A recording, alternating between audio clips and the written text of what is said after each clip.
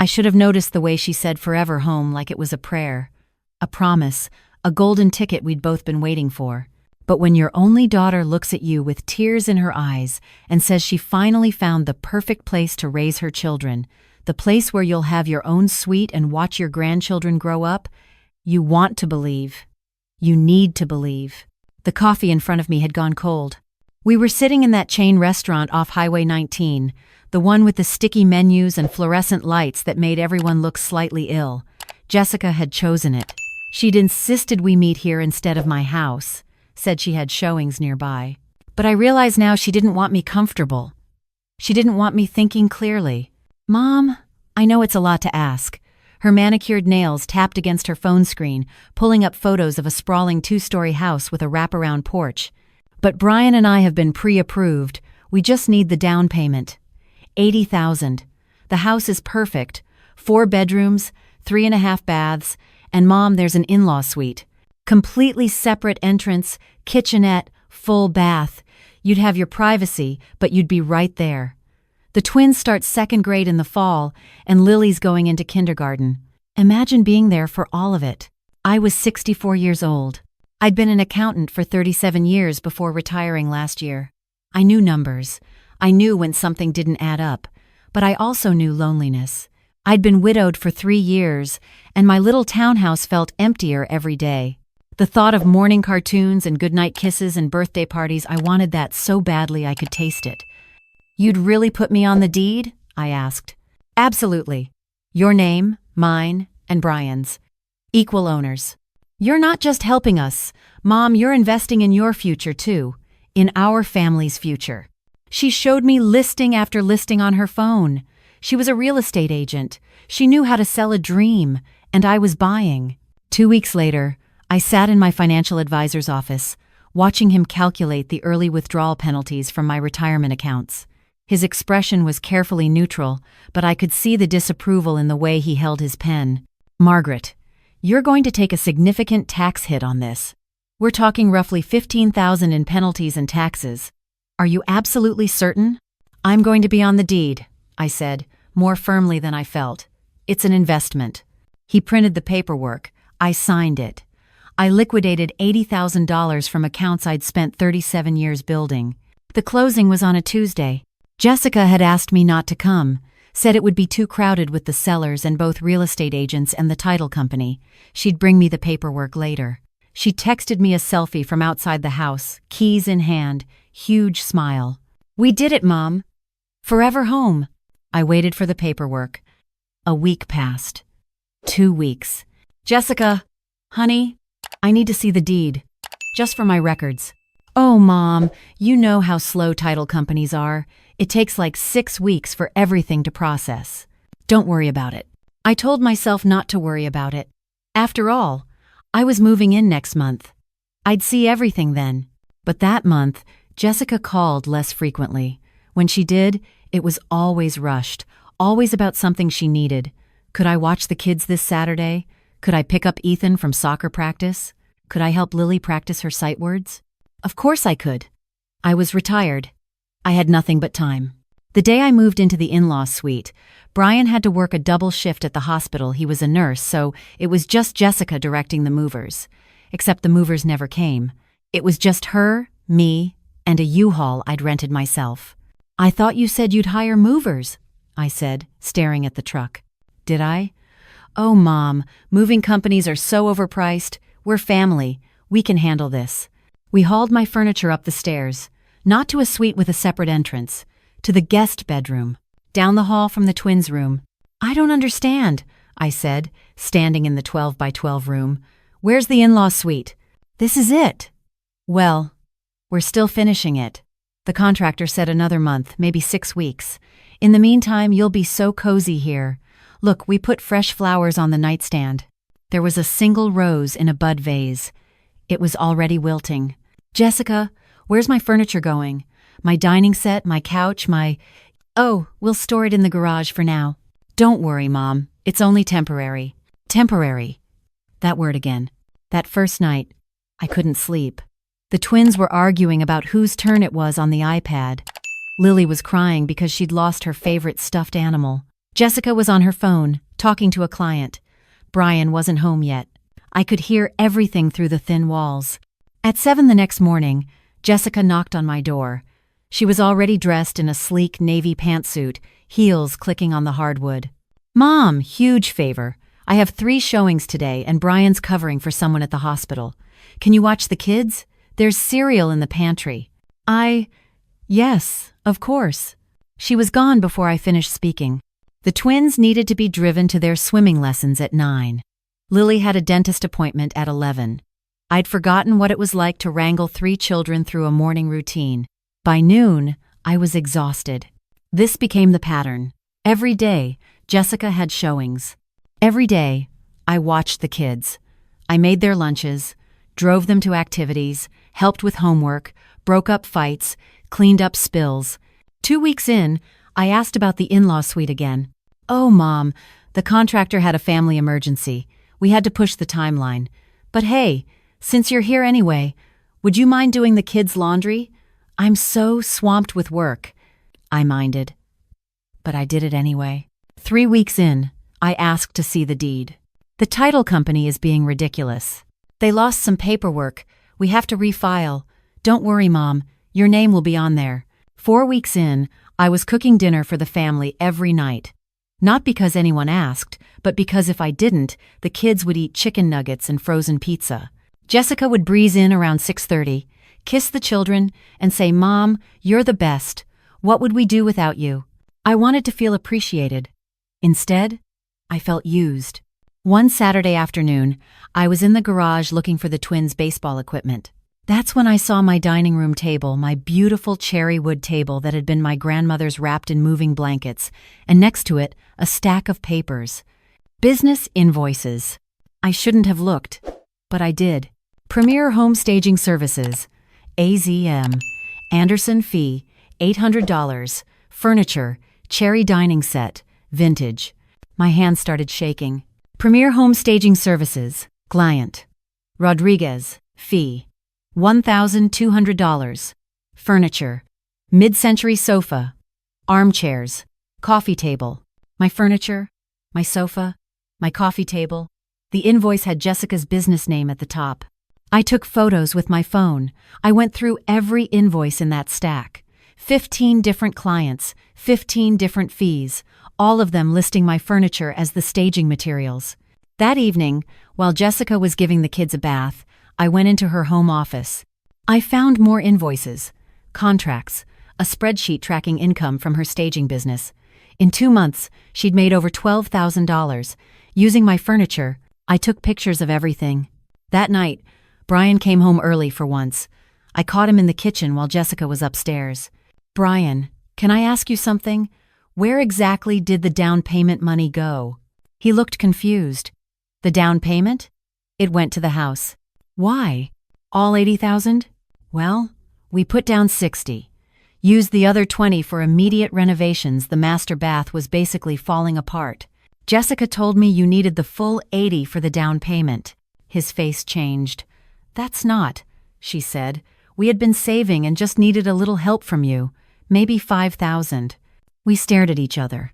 "Brian, I gave her $80,000 from my retirement accounts. Took a $15,000 penalty to do it." The color drained from his face. Before he could respond, Jessica appeared in the doorway. Her face was carefully blank, but her eyes were sharp. "Mom, did you need something? You look stressed." This was my moment. I could confront her right then, but something in her expression made me hesitate. There was a calculation there, a coldness I'd never seen before.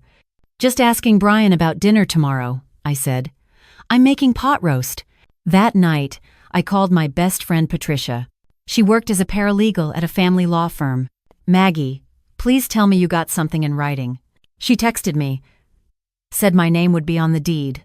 "Screenshot those texts and email them to yourself right now.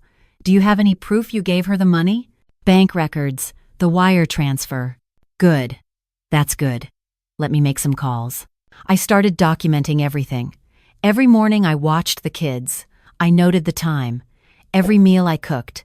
Every errand I ran. Every load of laundry. I took photos of my furniture wrapped up in the garage. I kept copies of all the staging invoices. 2 weeks later, I was folding laundry in the guest room when Jessica came home early. She leaned against the doorframe, watching me match socks. "You know, Mom, I was thinking, this arrangement is working out so well. You're here with the kids, you're helping around the house. You're retired anyway, what else would you do with your time?" She said it so casually, so dismissively, like my life before this, my independence, my choices, meant nothing. "I'm happy to help," I said carefully. "But Jessica, we need to talk about the deed. It's been 3 months." She sighed, like I was a child asking the same annoying question. "Mom, honestly, I've been meaning to talk to you about that. Brian and I discussed it, and we think it doesn't really make sense to put your name on the deed.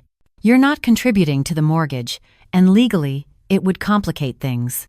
But you live here. You have a place to stay. Isn't that better than being all alone in that sad little townhouse?"